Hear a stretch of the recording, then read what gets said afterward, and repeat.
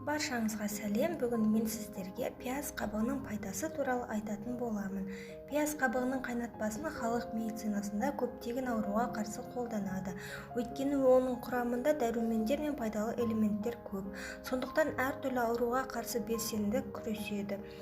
Біз сіздердің назарларыңызға пияз қабығы арқылы алдын алуға болатын бір топ ауру тізімін ұсынамыз. Егер тамағыңыз жиі ауыратын болса, пияз қабығының үстіне қайнаған су құйып, сүзгіден өткізіп тамағыңызды шайыңыз.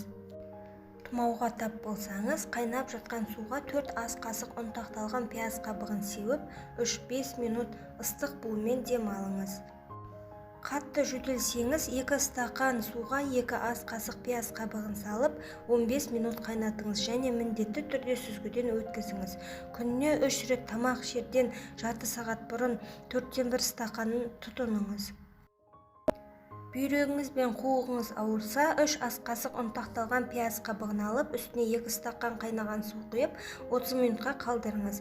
Қуығыңыз қатты қабынып ауырса, күніне 2 рет 50 мл-ден 3-5 күн ішіңіз. Ал үнемі ауыратын болса, онда күніне 3-4 рет 2 ас қасықтан 10 күн үзбей тұтыныңыз.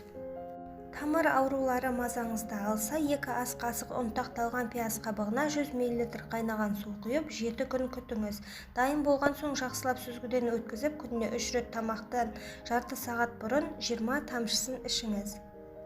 Мынандай тәсілі де бар. 2 ас қасық пияз қабығына 400 мл қайнаған су құйып, 6 сағат күтіп, кейін сүзгіден өткізіп, күніне 3 рет тамақ ішерден жарты сағат бұрын 4-1 стақаннан 7-10 күн ішіңіз.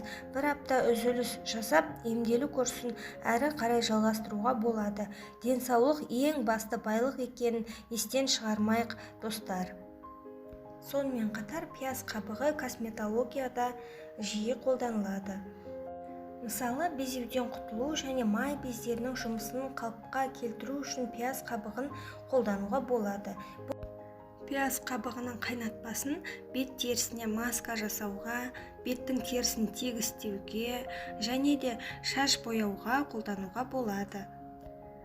Дәрі ретінде қолданған кезде оның дозасына қатты мән беру керек. Себебі дозасы көп болса, онда зияны тиіп кетуі әбден мүмкін.